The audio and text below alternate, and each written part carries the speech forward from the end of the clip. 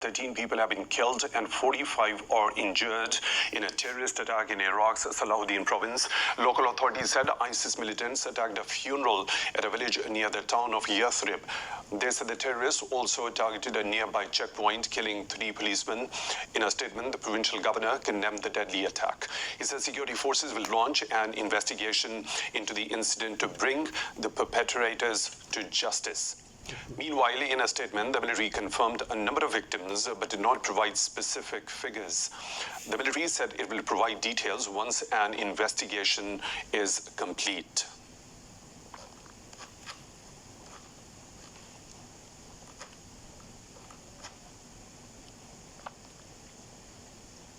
And for more on this, we are joined by Mr. Yadgar Ismail, a political analyst joining us from Iraq. Mr. Ismail, thank you for your time at Indus News. First of all, the American troops haven't left Iraq yet. Is it a coincidence that such attacks pick up pace every time there is a conversation about the U.S. exit? Well, thank you for having me. An excellent question, actually. So, for example, these discussions that were held in Washington on the withdrawal of the U.S. troops, the combatants, the military forces, that fighter forces, well, there was some understanding between the Iraqi government and the Washington government. But then the issue is whether these insurgent groups in Iraq, even the radicals or the extremist groups, ISIS, on one hand, and on the other side, the insurgent groups are happy about that, or even if they believe that the American troops are withdrawing. So this is this issue. Besides, I mean, even it was evident and clear that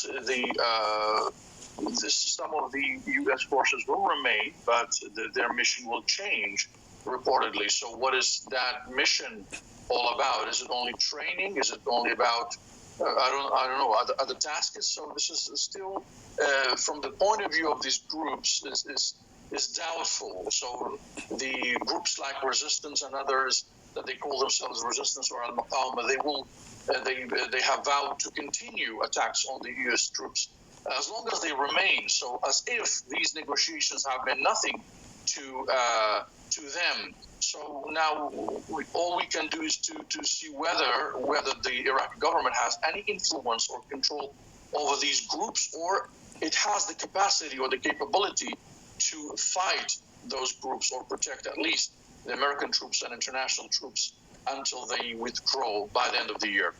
So Mr. Ismail, do you think Iraq's military is competent enough to combat such threats at its own in future? Well, there's a little bit of a complexity when it comes to the Iraqi troops. You know, to what extent are they capable? I think if they are all sort of have a mutual goal or objective, they are to some extent capable to do so.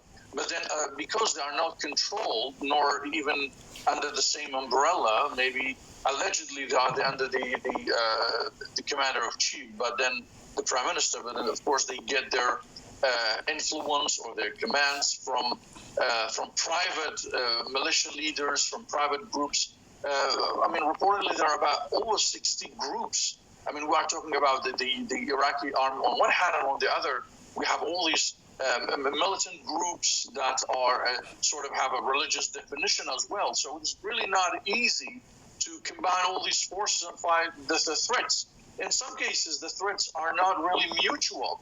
For example, whether we are talking about the southern provinces and then the central provinces and the Kurdish region. So to what extent these can all cooperate and have an understanding? Of course, if they find a mutual ground, they definitely can combat any sort of threat internally, because they don't lack much, in terms of military equipment, in terms of experience, if we are talking about the capability of the military forces, because they have been in battle with ISIS for over 6 years now, and before them other threats. So now the question is whether they can come along or come together.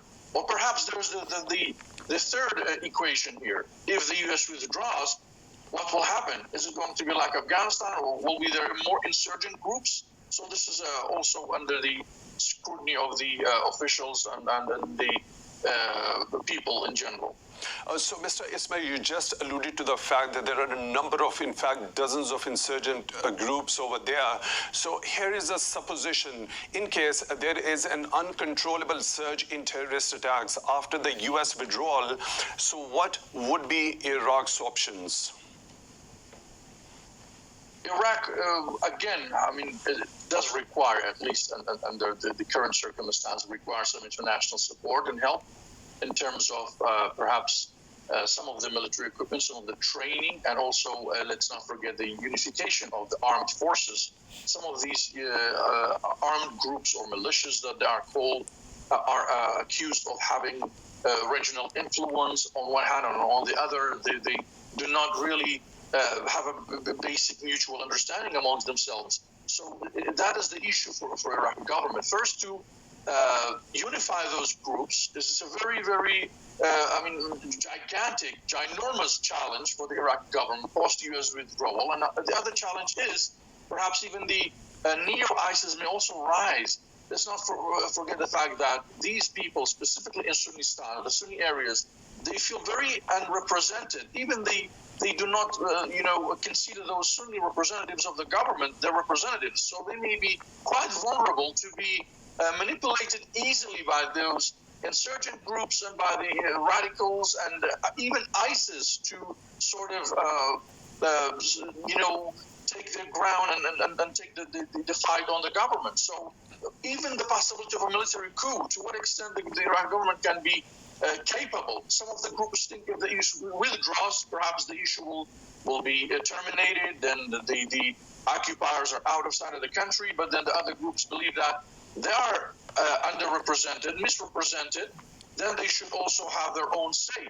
So since the creation of Iraq, the post-colonial Iraq, we have seen many insurgent groups. We can say 0.5 now. The 0.5 insurgent groups, they want to, name or reshape Iraq under their own definition of what Iraq should look like.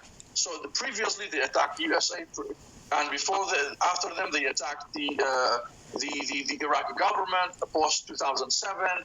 Then in the 70s and 60s, the Kurdish insurgent groups, of course, fighting for equality, justice, and then also the 0.1 fought colonialism. Now it is really 0.5. So these groups think that they should reshape Iraq in their own image. So that is the biggest threat now.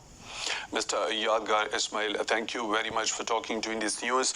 We really appreciate that. And now, moving on.